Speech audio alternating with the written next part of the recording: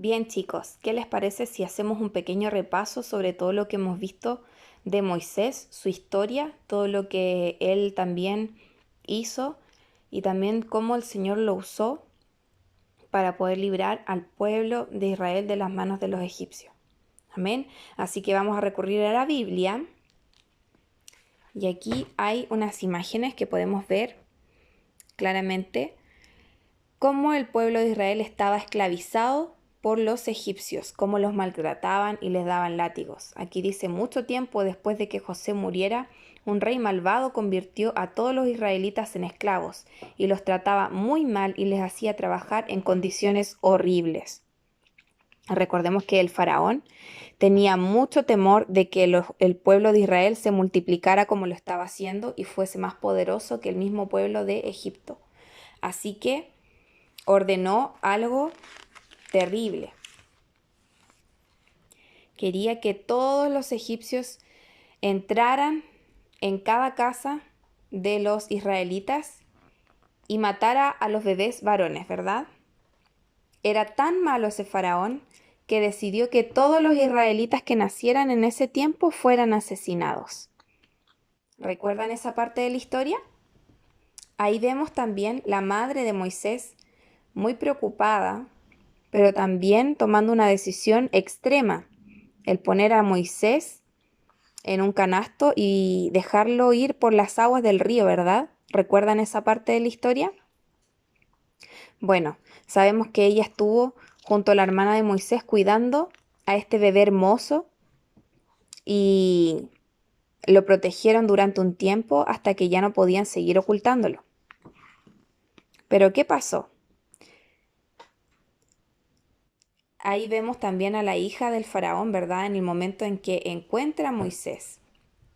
Dice: y la cesta con el bebé fue descendiendo por el río hasta que llegó a un lugar donde la hija del faraón se estaba bañando.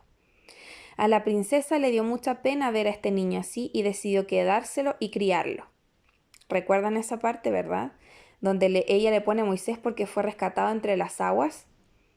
Bueno, ahí también recordemos que ella le pidió a la hermana de Moisés que lo ayudara a encontrar una nodriza que pudiese cuidar a Moisés, y fue la misma madre de Moisés la que lo cuidó. Aquí vemos cómo Faraón fue creciendo junto a los egipcios, ¿verdad? Siendo un niño hebreo.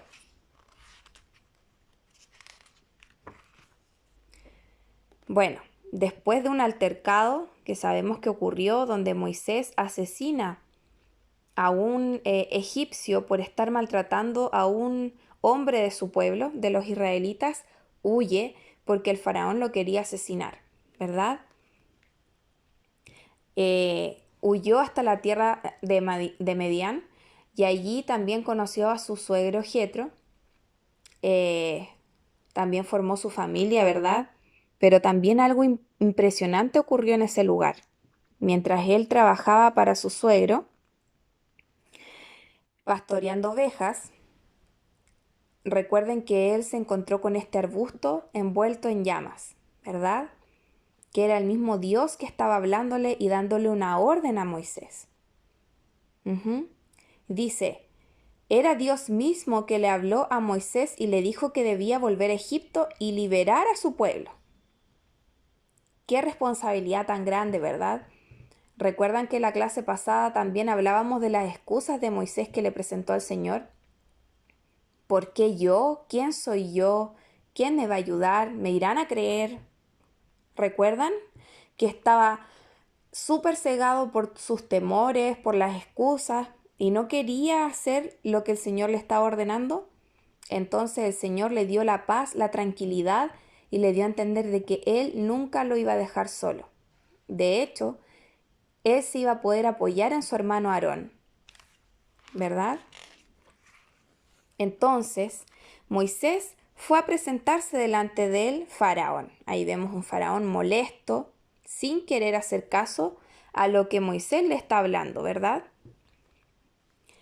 Moisés y su hermano Aarón fueron a ver al faraón para que les dejase marchar al pueblo de Israel, pero el faraón se negó. Moisés le advirtió que si no liberaba, pasarían muchas cosas malas.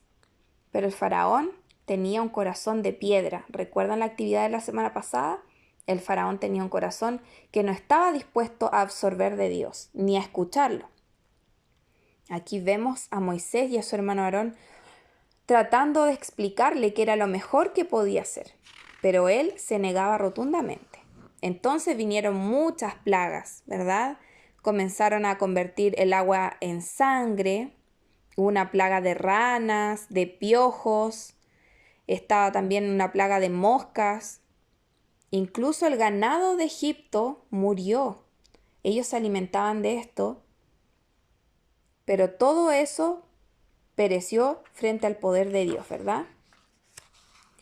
Aquí vemos a los egipcios completamente atormentados por estas plagas, perjudicados, pero al último, ¿verdad? La plaga número 10 vino un espíritu de muerte muy grande. El Señor, ¿qué quería lograr con esto? Y aquí comenzamos también el tema de esta semana. Amén. Dios envió un ángel de la muerte para que todo primogénito, es decir, el primer hijo en cada familia egipcia, muriera. Todos los israelitas debían sacrificar un cordero perfecto, un cordero sin mancha, un cordero sin ningún defecto. Tenía que ser un cordero hermoso, ¿verdad? Tierno.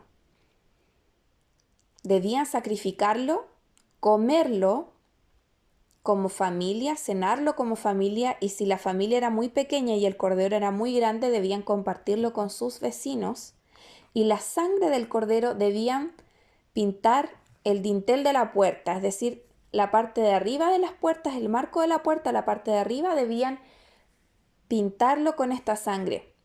Y así este espíritu de muerte no iba a poder tocar a la casa o a la familia que estuviera marcada y sellada con esta sangre. Entonces, ese día fue recordado entre los israelitas como el día de Pascua o Pesach, que significa pasar por alto.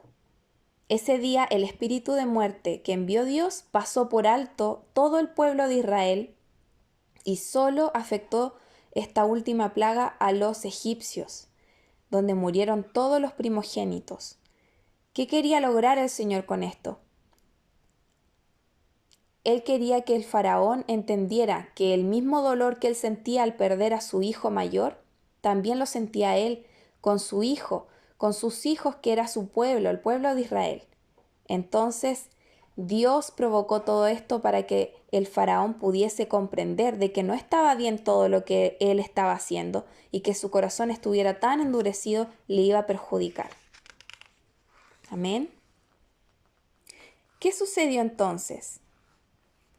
Viendo todas estas desgracias, el faraón le dijo a Moisés: está bien, Moisés y Aarón pueden marcharse, llévense a su pueblo, lárguense de aquí. Pero vemos a Faraón que está muy preocupado y muy triste por todo lo que tuvo que pasar para entender. ¿Pero habrá entendido realmente? ¿Qué creen ustedes? Entonces vemos cómo el pueblo de Israel marcha hacia un nuevo destino, hacia esa tierra prometida que el Señor les iba a entregar. ¿Se acuerdan? La tierra de Canaán, donde fluía la leche y la miel y donde habían personas que no conocían el nombre del Señor, pero sin embargo esa tierra era una promesa para ellos. Iban cantando victoriosos y se detuvieron en un lugar a acampar, porque caminaron igual durante mucho tiempo, y acamparon entre Migdol y el Mar Rojo. Iban con canciones de victoria, alabando al Señor por su grandeza. Pero ¿qué habrá pasado cuando se detuvieron en ese lugar? Estaban entre el Mar Rojo y Migdol. Entonces Dios permitió que otra vez el corazón del faraón fuese endurecido. Él se arrepintió y preparó más de 600 carros, los mejores para ir a atacar a todos los israelitas, a todo el pueblo de Israel, el pueblo de Dios. Como ven aquí vemos un faraón furioso con sus carros de guerra. Estaba arrepentido de haber dejado que Moisés y el pueblo de Israel se fueran de Egipto. Vemos aquí la gente quizás preocupada diciéndole: Moisés, ¿qué vamos a hacer ahora? Lo que ocurrió fue realmente la manifestación del poder de Dios. Dios le dijo a Moisés: tranquilo, yo pongo delante de ustedes a mi ángel y también esa columna de fuego para que impida que los egipcios puedan pasar y para que impida que ellos puedan lograr asesinarlos y lograr volver a esclavizarlos. Entonces así ellos ganaron más tiempo y se levantó un viento muy fuerte, que hizo que el mar se dividiera. Entonces ellos pudieron cruzarlo. Como vemos aquí, era algo impresionante. Solo Dios podía hacerlo, ¿verdad? Todo el mar estaba dividido para que su pueblo pudiese cruzarlo. Las aguas fueron divididas, ¿verdad? Dios tenía su plan perfecto. Hizo que Moisés levantara su mano sobre el mar y el mar se abriera. Entonces ellos lo cruzaron. Pero cuando los hombres del faraón trataron de cruzarlo, el mar volvió a su sitio y se ahogaron. Podemos ver que el Señor los respaldó en todo tiempo. Amén. ¿Qué podemos decir de esta historia hermosa que hizo el Señor a través de Moisés? ¿Cómo los llevó en victoria al pueblo de Israel? Podemos ver de que el Señor también nos guardó en todo tiempo, ¿verdad? Guardó el pueblo de Israel con la sangre del Cordero. No permitió que nada los tocara, y es así como hoy en día la sangre de Cristo protege nuestro hogar, protege nuestra casa.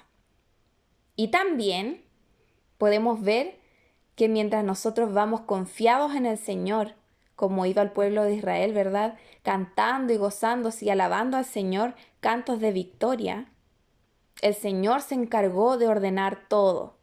Los protegió, los guardó de todo ese ejército que quería hacerles daño y hizo algo increíble a los ojos humanos: dividir un mar completo para que pudiesen pasar. ¿Hay algo imposible para Dios? Yo creo que no, ¿verdad? Vemos cómo el corazón del faraón estuvo siempre endurecido, pero el Señor así también lo permitió para poder glorificarse, ¿verdad? En el pueblo de Israel y poder mostrar la grandeza al pueblo y pudiesen también confiar en el Señor. Ellos pasaron sin ningún problema por el mar y sin embargo los egipcios no pudieron cruzarlo. El Señor es fiel y siempre nos guarda de todo mal, nos permite ir en victoria donde quiera que vaya.